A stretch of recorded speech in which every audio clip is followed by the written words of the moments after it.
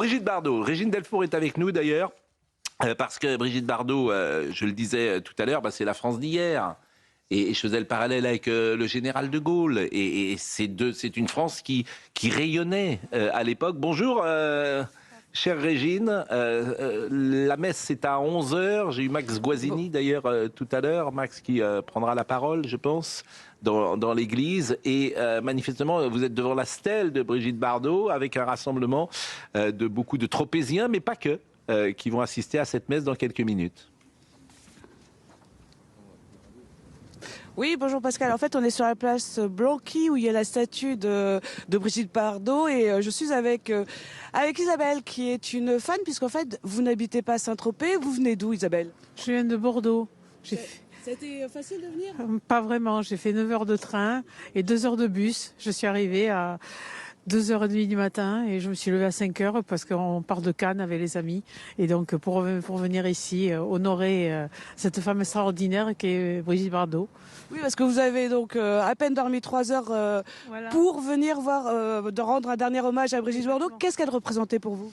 J'ai mis sur la carte les fleurs là et Dieu créa une femme extraordinaire, quelqu'un de solaire, de lumineux, qui a mené de la liberté, qui déjà interprétait avec beaucoup de talent des films et qui en plus dans l'émotion s'est intégré à porter les animaux avec beaucoup d'intérêt, donc qui nous a appris à respecter aussi ça pour se respecter nous-mêmes, parce que c'est vrai qu'on n'a pas toujours été là pour eux et il y en a eu beaucoup qui ont souffert et d'avoir comme ça s'être changé de ce talent d'actrice pour s'impliquer sur les animaux, je trouve ça extraordinaire. Merci beaucoup Isabelle. Et en plus, on a remarqué que vous avez fait honneur à Brigitte Bardot avec ce bandeau dans les cheveux. Merci beaucoup Régine. Et vous êtes avec Florian Doré en direct de Saint-Tropez où manifestement il fait plus beau. Vous êtes avec nous Fabien Lecoeuvre. On va voir le dispositif, le parcours avec le sujet de Michael Dos Santos et puis reparler de Brigitte Bardot. Évidemment. Ce qui est intéressant avec Brigitte Bardot, c'est qu'elle dépasse, c'est presque ça le signe de la star, elle dépasse là où elle est née, bien le sûr, cinéma, bien sûr. Avec des films finalement qui sont moins importants qu'elle. Ouais.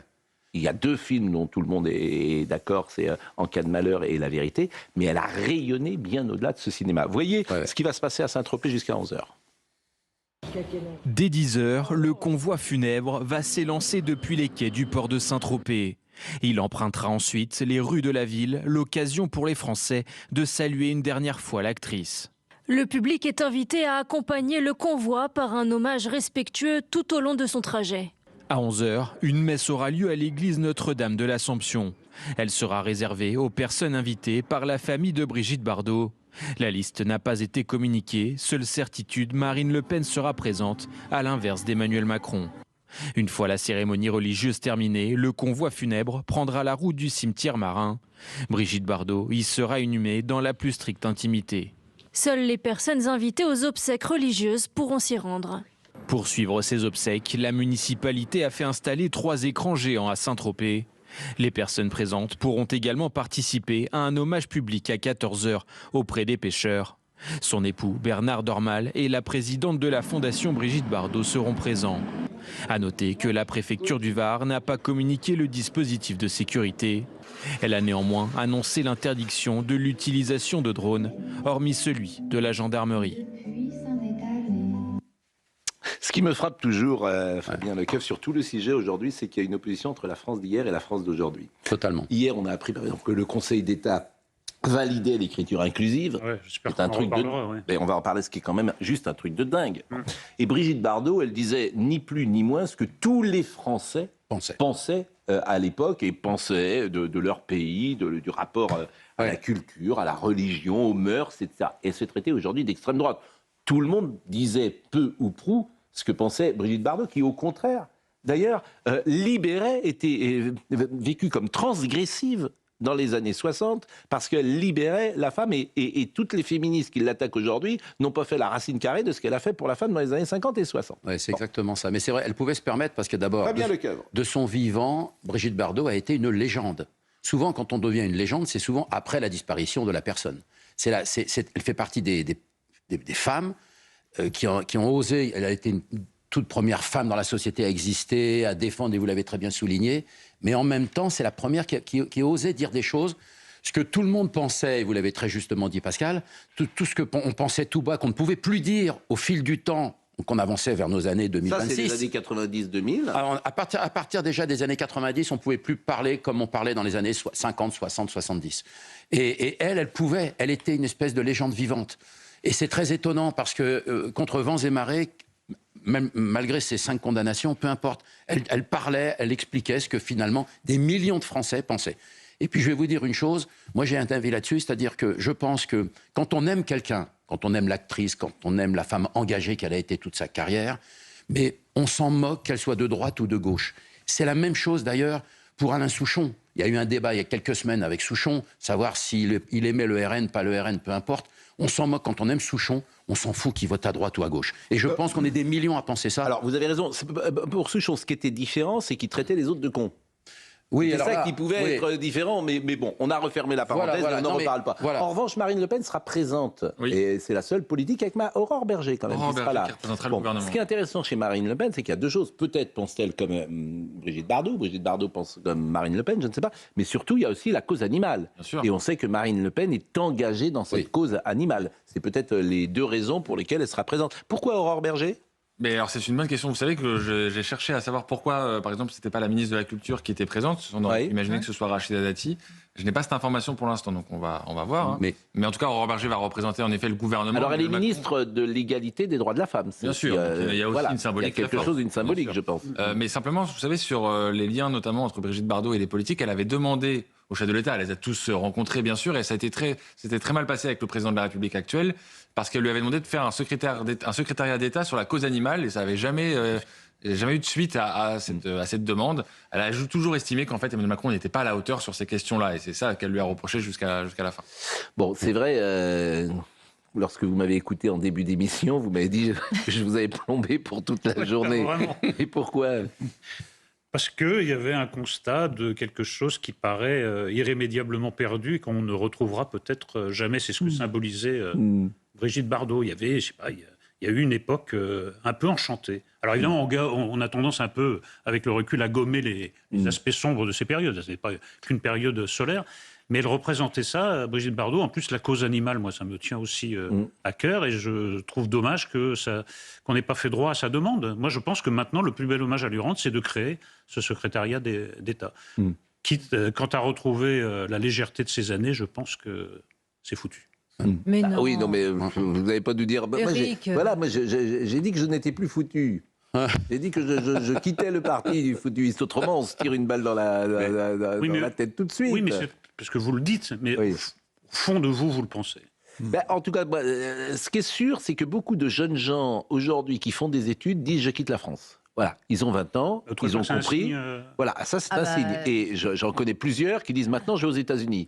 Et comme par hasard, ils vont aux États-Unis, ils ne vont pas à Caracas. Si vous me permettez. Je veux dire, non, mais c'est important de le dire. Ils ont plus envie d'aller à Miami ou à Los Angeles qu'à Caracas. Quand globalement, vous ne voulez plus travailler, vous ne pouvez plus faire d'enfants et vous ne voulez plus faire l'amour, je dis que ce n'est pas un pays en forme. Je suis d'accord avec vous.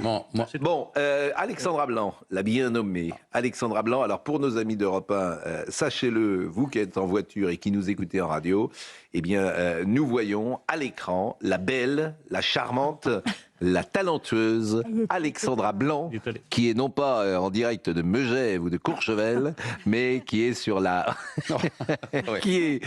terrasse d'Europe 1, donc la terrasse d'Europe 1, la terrasse de CNews, parce que nous sommes dans le même bâtiment, et qui a gardé ses escarpins dans la neige.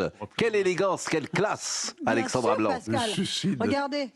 J'ai réussi, j'arrive à marcher, hein, malgré les 4-5 cm de neige. La neige, ça attaque beaucoup le vernis et ça attaque les souliers, la neige. Faites attention. En fait, ce serait dommage.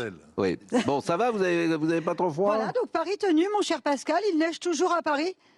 Non, ça va, il fait à peu près 0 degré, donc c'est pas si froid que ça. En revanche, la neige tient vraiment au sol, c'est assez impressionnant vu de l'extérieur.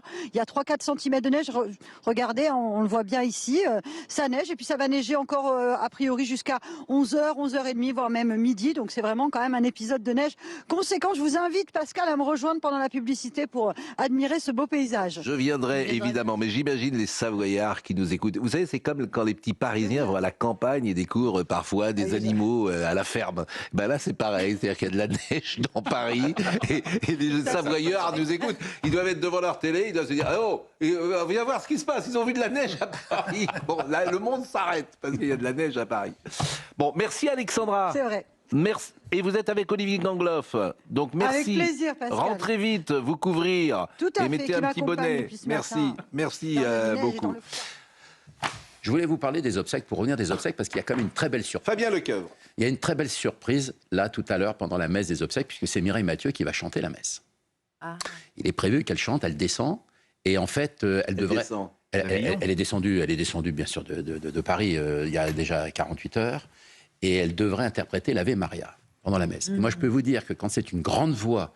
Moi, je me souviens des obsèques de Thierry Leluron, par exemple. C'était Nana Mouskouri qui avait rejoint les grandes orgues à la Madeleine pour chanter l'Ave Maria. Tout le monde pleure, évidemment. Tellement... Il y a 40 ans. Et c'était il y a 40 ans. En 86. Exactement, au mois de novembre. Et alors, c'était quelque chose de troublant. Et je pense que ça va être divin pour ceux qui auraient la chance d'être dans cette petite église de l'Ascension de Saint-Tropez. Je pense que ça va être magique. Parce que quand on a une voix comme Mireille Mathieu qui chante un Ave Maria, c'est perturbant à un moment donné. Max Guazzini va prendre la parole. Je crois que c'est le seul qui va prendre la parole. Absolument. Et qui va parler, il devrait y avoir aussi Chico et les Gypsies, puisqu'il sera aussi là-bas, qui va probablement venir ils vont tous venir avec les guitares et peut-être qu'ils vont faire un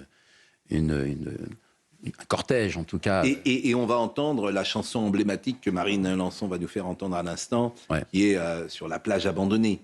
La Madrague, oui. Voilà, qui est la chanson emblématique. Il y en a 2 ou 3, évidemment, de Brigitte Bardot, mais celle-là est emblématique. Je crois d'ailleurs qu'on voit des photos de Brigitte Bardot, parce que Brigitte Bardot partage avec Alain Delon d'avoir toujours des photos extraordinaires, quoi qu'il arrive. C'est-à-dire que... oui, mais c'est surtout que tu peux déclencher l'appareil dans n'importe quelle position, à n'importe quel moment. La photo est parfaite. Il n'y a pas de photo ratée. Sur Alain Delon ou sur Brigitte Bardot, il n'y a pas de photo qui pourrait être floue, ratée. Tout est beau. Voilà. Et avec un visage qui est extraordinaire. Donc ça, c'est Brigitte Bardot, évidemment, peut-être une des femmes les plus photographiées du monde dans ces années-là. Et c'est des années match. C'est aussi les grands photographes de match. J'ai souvent cité François Gragnon, que j'ai bien connu par ailleurs, Roger Vadim. C'est que Roger Vadim, c'est la tombe d'à côté, c'est ce qu'on m'a dit. Donc ils se rejoignent dans la postérité, finalement. Exactement. Et dans ce petit cimetière, elle a des voisins un peu prestigieux. Elle a Pierre Bachelet comme voisin, elle a Eddie Barclay. Elle a d'ailleurs Pierre... Parlez de voisins, vous. Cornet de Saint-Cyr, le grand commissaire-priseur.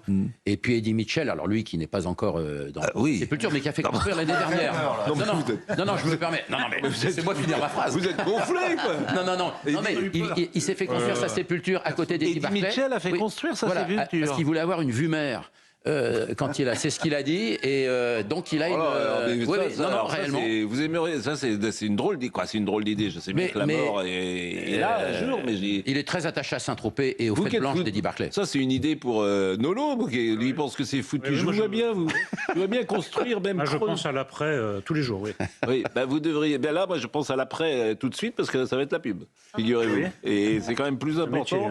Oui, c'est un métier. 9h24, merci d'être avec nous. On va parler de Nagui. Je vous ai écouté hier soir avec l'ami Hanouna. La vache. Ah, regardez ça. Ouais.